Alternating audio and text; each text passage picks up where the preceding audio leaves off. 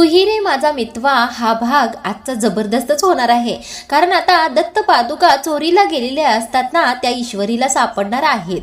आता ईश्वरी इथे गुरुजींना म्हणत असते ना, मला माहीत झालं आहे पादुका कुठे आहेत. त्यावेळेला अंजली म्हणते, अगो सांग ना मग कुठे आहेत पादुका. त्यावेळेला ईश्वरी हा सांगते असं म्हणते आणि जिथे चौरंगावर पादुका पुजलेल्या असतात तिकडे जायला सुरुवात करते. आता ईश्वरी त्या चौरंगासमोर जाऊन उभी राहते आणि तिथे हात तिने चौरंगावर ठेवलेले असतात. आता घरातले सगळेच ईश्वरीकडे पाहत असतात, म्हणजे ती तिथे जाऊन काय करत आहे बरं. कुणालाच काहीच कळत नसतं नेमकं ईश्वरीला काय समजलं आहे. आता आजी सुद्धा आश्चर्य होऊनच ईश्वरीकडेच पाहत असतात.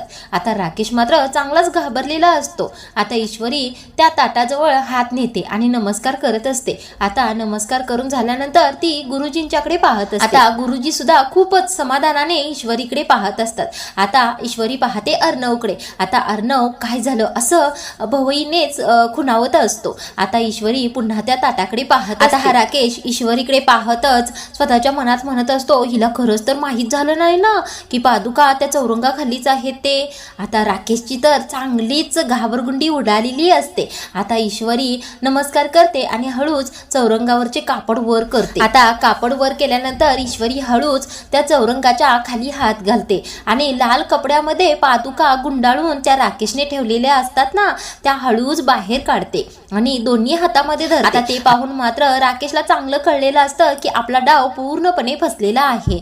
आता मात्र त्याच्या चेहऱ्यावरचा रंगच उडालेला असतो. आता ईश्वरी त्या दोन्ही पादुका लाल कपड्यांमधल्या पादुका हातावर घेऊनच हळूहळू उघडायला सुरुवात करते. आता घरातील सगळेच तिच्याकडे आश्चर्याने पाहत असतात, म्हणजे सगळ्यांना थोडासा अंदाज आलेला असावा की ईश्वरीला आता पादुका सापडल्या आहेत.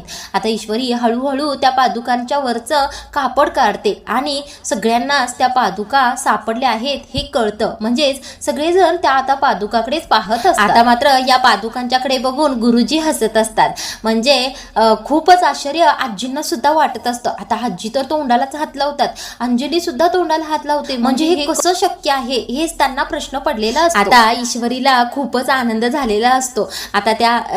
आता ईश्वरीला खूपच आनंद झालेला असतो. ईश्वरी पादुकांच्याकडे पाहते आणि आजींच्याकडे हसत पाहत असते. आता तिच्या मनाला खूप प्रसन्न वाटत असतं, म्हणजे आपण पादुका शोधल्या हेच तिच्या मनात चालू असावं. आता ती हळूच अर्णवकडे पाहते. आता अर्णव सुद्धा हसत असतो आणि खूपच खुश असतो. आता ईश्वरी मामांच्याकडे आकाशकडे पाहते. आता ते सुद्धा खूपच खुश झालेले असतात.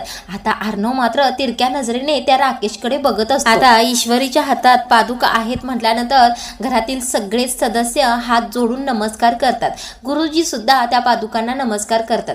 आता ईश्वरी त्या पादुका कापडासह त्या ताटावर ठेवते आणि पुन्हा एकदा पादुकांना नमस्कार करते. आता आजी नमस्कार करतच म्हणत असतात, दत्तगुरु तुमच्या आशीर्वादामुळेच आज पादुका सापडल्या आहेत. आता एवढ्यातच अर्णव ईश्वरीला म्हणत असतो, मिस इंदोर तुला कसं कळलं की ते पादुका आहेत. आता ईश्वरी म्हणते, सर गुरुजींचं वाक्य सतत माझ्या कानामध्ये घुमत होतं, म्हणजे ते म्हणाले होते ना, तुझं आहे तुझं पासी परी तू जागा चुकलास, म्हणजे पादुका आपल्या जवळच आहेत, फक्त त्यांची जागा चुकली आहे. आता असं म्हणतच ईश्वरी राकेशकडे रागाने पाहत असते. तेवढ्यातच आता मामा म्हणतात, अगदी बरोबर विचार केला, तुझं कौतुक करावं तितकं कमीच आहे. आता आकाश सुद्धा वेल डन ईश्वरी असं म्हणत असतो. आता अंजली सुद्धा ईश्वरी जवळ येते आणि म्हणते, आम्हाला सगळ्यांना माहीत होतं, म्हणजे तुझ्यावर विश्वास होता की तुझ्यावर सोपवलेली जबाबदारी तू अगदी चोख पार पाडशील. ईश्वरी गुरुजींना म्हणत असते, गुरुजी हे सगळं तुमच्यामुळे शक्य झालं आहे. जर असा संकेत दिला नसता तर मला पादुका सापडल्याच नसत्या.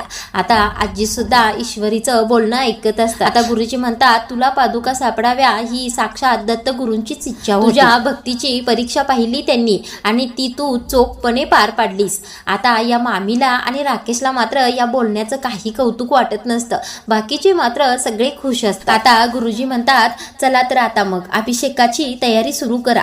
आता सगळे मिळून दत्तगुरु महाराज की जय असा जय जयकार करून अभिषेक सोहळ्याला सुरुवात करतात। आता इथे अर्णव आणि ईश्वरी दोघे जण पादुकाच्या पूजेला बसतात आणि गुरुजी सांगल तशा सगळ्या विधी करतात। आता ईश्वरी आणि अर्णव दोघेही खुश असतात।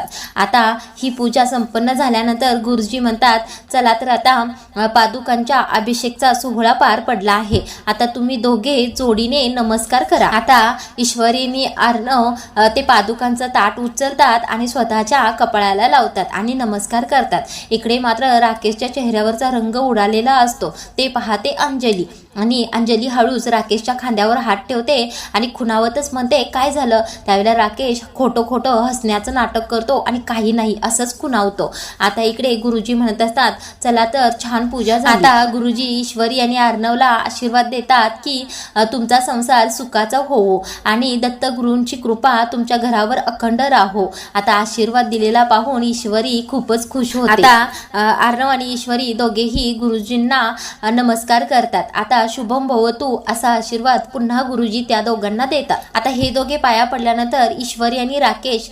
अंजली आणि राकेश सुद्धा पुढे येतात आणि नमस्कार करतात। मामा आणि मामी येतात, ते सुद्धा नमस्कार करतात। आता आजी येतात आणि नमस्कार करतात। आता त्यांना थोडंसं उदास पाहतात गुरुजी आणि गुरुजी म्हणतात, आजी तुमच्या मनामध्ये काहीतरी शंका आहेत असं मला वाटत आहे, बोला तुमच्या मनामध्ये काय चालू आहे? अगदी निसंकोचपणे मला सांगा, तुमच्या मनामध्ये काय चालू आहे? त्यावेळेला आजी म्हणतात, पादुका चोरीला गेल्या, याचा काही वाईट परिणाम तरी घरावर होणार नाही ना गुरुजी? आता गुरुजी म्हणतात, तुम्ही अगदी निर्धास्त राहा, दत्तगुरु अतिशय मायाळू आहेत, भक्तांच्या चुका ते पोटात घालतात, तुमच्या घरावर कोणतंही संकट येणार नाही। आता आजी म्हणतात, बस बस आता एवढीच एक शंका होती मनामध्ये आणि गुरुजी तुमचे पाय आमच्या घराला लागले हेच आमचे थोर भाग्य आहे। आता आजी तसं म्हणून झाल्यानंतर हळूच मागे वळून ईश्वरीकडे पाहतात। आता गुरुजी आजींना म्हणत असतात, आजी तुम्हाला एक गोष्ट सांगायची राहूनच गेली। आता आजी म्हणत असतात, काय झालं? सेवेमध्ये काही कमी पडलं का? आता आजी तसं म्हटल्यानंतर गुरुजी काहीच बोलत नाहीत। आता आजी पुन्हा म्हणतात, बोला ना गुरुजी, सेवेमध्ये काही कमी पडलं का? त्यावेळेला गुरुजी म्हणतात, नाही सेवेत काहीच कमी पडलं नाही, पण तुमच्या मनामध्ये एक शंका आहे। आता आजी म्हणतात, नाही माझ्या मनामध्ये कोणतीही शंका उरलेली नाही, माझ्या मनात जी शंका होती मी अगदी मनमोकळेपणाने तुम्हाला सांगितली आणि त्याचं निरसन तुम्ही अगदी चोखपणे केलं आहे। आता माझ्या मनात कोणतीच शंका नाही। आता गुरुजी म्हणतात, तुमच्या मनामध्ये तुमच्या नात सुनेबद्दल शंका आहे। आता गुरुजी असं म्हटल्यानंतर आजी पुन्हा वळून ईश्वरीकडे पाहतात। आता ईश्वरी थोडीशी टेन्शन मध्ये येते। आता गुरुजी काय सांगतात हे तिला माहीत नसतं। आता गुरुजी हळूच त्या पादुकांच्या जवळ जातात आणि तेथील एक फूल घेतात आणि आजींच्या हातावर ठेवतात। आता गुरुजी आजींना म्हणत असतात, मी फक्त श्री गुरूंचा संदेशवाहक, माझ्या शब्दांवर तुमचा जर विश्वास असेल तर एक गोष्ट तुम्हाला सांगतो, ईश्वरीच्या रूपाने तुमच्या घरामध्ये साक्षात लक्ष्मीचं पाऊल पडलं आहे। ईश्वरी लाखात एक अशी सून आहे। आता हे ऐकून ईश्वरीला खूपच बरं वाटत असतं आणि मामा आणि आकाश तर खूपच खुश झालेले असतात आणि ती तुमच्या घराची शान वाढवणार आहे। ती जोपर्यंत तुमच्या घरामध्ये आहे तोपर्यंत तुमच्या घरातील सुख शांती समृद्धी कायम टिकून राहणार आहे। त्यामुळे आजी तुमच्या मनातील शंका लवकरात लवकर काढून टाका आणि तुमच्या नात सुनेचा आनंदाने स्वीकार करा। आता हे ऐकून अंजली मामा यांच्या चेहऱ्यावर एक वेगळंच हसू आलेलं असतं। आता गुरुजींचं बोलणं आजी ऐकून घेतात आणि वळून ईश्वरीकडे पाहतात। आता आजी ईश्वरीचा स्वीकार आनंदाने करतात की नाही तेच आपण पाहणार आहोत। आता इकडे गुरुजी घरातून गेलेले असतात। आता इकडे डायनिंग टेबलवर सगळेजणच जेवायला बसलेले असतात। त्यावेळेला मामा म्हणतात, गुरुजी गेले पण जाता जाता चांगला आशीर्वाद आणि संकेत सुद्धा देऊन गेले। आता ते गेले पण घरामध्ये किती प्रसन्न वाटत आहे। आजी मात्र इथे गालाला हात लावूनच बसलेल्या असतात। आता अंजली म्हणते, हो आणि अभिषेकाचा सोहळा सुद्धा किती छान पार पडला। आता आजी कसल्या तरी विचारांमध्ये मग्न असतात, गालाला हात लावून शांतच बसलेले असतात। आता त्यांना पाहते ईश्वरी आणि अर्णवला खुणावतच, आजी काय विचार करत आहेत विचारा ना असं म्हणत असते। आता अर्णव, आजी काय विचार करत आहेस असं विचारतो। अगं सगळं तर व्यवस्थित पार पडलं आहे, मग तुझं लक्ष नाहीये जेवणाकडे, काय झालं? आता आजी म्हणतात, आज जे काही घडलं त्याचाच विचार करत होते रे जरा। आता मामा लगेच म्हणतात, अगं आई सगळं तर छान घडलं आहे, मग कशाला विचार करतेस आता. आता बोलतात लगेच या मामी. आता मामी कधी चांगलं बोलतात का. आता असंच काहीतरी टोमणे मारण्याच्या हेतूनेच बोलायला सुरू करतात. आता त्या म्हणत असतात, अहो सगळं व्यवस्थित पार पडलं, पण गुरुजी आणि पालखी घेऊन येणाऱ्या लोकांसमोर जायची ती लाज गेलीच ना. काही काळापुरत्या तरी पादुका तिथे नव्हत्याच, याचाच त्रास होत आहे आईंना, हो की नाही. आता आकाश मामींचं बोलणं ऐकून म्हणतो, पण पादुका चौरंगाखाली ठेवल्या कोणी. आता मामी म्हणतात, आकाश तुला खूपच चांगला प्रश्न पडला आहे. आता या पादुका या बळजबरीच्या सुनेनेच ठेवल्या असतील चौरंगाखाली. आता मामा लगेच वल्लरीला शांत करण्याचा प्रयत्न करत असतात. वल्लरी शांत बस असं म्हणतात, पण ती काही मामी शांत बसत नाही. आता त्या म्हणत असतात, चौरंगाखाली पादुका आहेत हे तिलाच कसं माहीत झालं बरं. आता आजी म्हणतात, यामध्ये तिची काही चुकी नाही ग, उगच तिला काहीही बोलू नकोस, तसं गुरुजींनी सुद्धा सांगितलं आहे. आता मामी म्हणत असतात, बरं ठीक आहे, 1 मिनिटासाठी आपण धरून चालूया की तिने हे केलंच नाही, मग केलं कुणी. आता मामी असं म्हटल्यानंतर अचानक अर्णव जिजू असं म्हणतो. आता राकेश लगेच अर्णवकडे पाहत असतो. आता अर्णव थोडा वेळ शांत राहतो आणि लगेच वाक्य बदलतो, जिजू तुम्हाला काय वाटतंय हे कुणी केलं. आता राकेश चांगलाच घाबरलेला असतो. आता राकेशला तर ठसकाच लागतो. अंजली पाणी पिण्यासाठी आता राकेश म्हणत असतो, तू अचानक असं जिजूंना का विचारत आहेस बरं. आता अर्णव म्हणतो, अरे असं काय बोलत आहेस, ते तर क्रिमिनल लॉयर आहेत ना, त्यांनाच माहीत असणार अशी लोक कसं काय हे करतात ते. आता अंजली सुद्धा म्हणते, हो त्यांना तर माहीतच असणार ना, तुम्ही सांगावं तुम्हाला कोणावर डाऊट आहे का. आता राकेश म्हणतो, नाही डाऊट असा माझा कोणावर नाही आहे, पण जे कोणी हे केलं आहे ती व्यक्ती अतिशय हुशार आहे. म्हणजे बघा ना, एकही पुरावा त्याने मागे सोडला नाही, म्हणजे तो किती हुशार असेल. आता अर्णव म्हणतो, पण जिजू प्रत्येकच वेळेला असं होणार नाही ना, एक वेळ येईल की नक्की पुरावा सापडेल. आता राकेश म्हणतो, हो तसं सुद्धा असू शकतं, मग चला तर आता आपण पुरावे शोधूया. मग आता राकेश म्हणत असतो, मला असं वाटतं की हे काम घरातलं कोणाचं नाहीच आहे, कोणाच्या तरी बाहेरच्या व्यक्तीचं आहे. आता मामी म्हणत असतात, बाहेरच्या म्हणजे कोणी केलं असेल. त्यावेळेला राकेश म्हणतो, हो ना बाहेरच्या, म्हणजे आपल्या घरी पालखी येणार आहे, सोन्याच्या पादुका येणार आहेत, ही बातमी बाहेर पडलीच असेल ना, म्हणजे बाहेरच्या दर्शन घ्यायला येणाऱ्या लोकांपैकी कोणीतरी केलं असेल हे.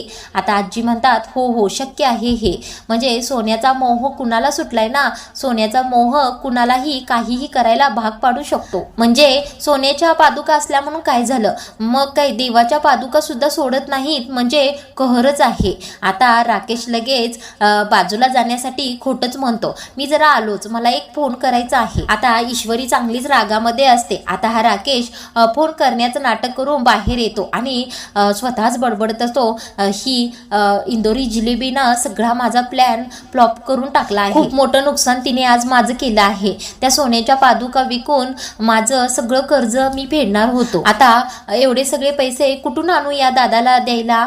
आता एवढ्यातच दादाचा फोन येतो आणि तो फोन आलेला पाहून राकेश म्हणत असतो, हा दादा तर नेहमी गर्लफ्रेंड असल्यासारखं मला फोन करत असतो.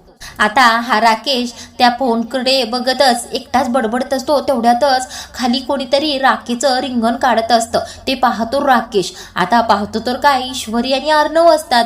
ईश्वरी तर खूपच रागाने राकेशकडे पाहत असते. आता राकेशला काहीच कळत नसतं नेमकं हे दोघे काय करत आहेत. आता राखेचा हात झाडतच ईश्वरी म्हणते, राख आहे. आता ईश्वरी राकेशला खूपच रागाने म्हणत असते, मी तुझ्या आयुष्याची अशीच राख रांगोळी करणार आहे. आता या राकेशला त्या बोलण्याचं काहीच वाटत नाही. हो का, चला मग आता निघा असं म्हणत असतो. आता ईश्वरी म्हणत असते, आजपर्यंत माणसांचं वाईट करत होतास तू, आज तर देवाच्या पादुका चोरून देवाशीच वैर घेतला आहेस, आता तो देवच तुला शिक्षा देईल. आता अर्णव राकेशला म्हणत असतो, राकेश तुला एक गोष्ट कळत आहे का, प्रत्येक गोष्टीमध्ये तू हारत आहे. आता अर्णव म्हणत असतो, काय म्हणतोस तू, पादुका शोधून तरी दावल्या शोधून, आता काय करणार आहेस. आता ईश्वरी म्हणत असते, अंजली ताईंच्याकडे बघून आम्ही शांत आहे, पण आम्ही दोघंही तुला सोडणार नाही. आता अर्णव राकेशला म्हणत असतो, आता सवय करून घे हारण्याची, आणि आता तू एकटा आहेस, आम्ही दोघं सोबत आहोत. आता अर्णव ईश्वरीचा हात हातामध्ये घेतो आणि वर करतो, हे बघ आम्ही दोघं तुझ्या समोर एकत्र झालो आहोत. आता आजचा भाग इथेच संपवला आहे. पुढील भागामध्ये ईश्वरी आणि अर्णवची पुन्हा प्रेमाची नोकझोक चकमक सुरू झालेली आहे. आता इकडे राकेशचं मात्र दुसरंच प्लॅनिंग सुरू असतं. अंजलीच्या मनामध्ये अर्णवबद्दल वाईट साईट गोष्टी भरत असतो.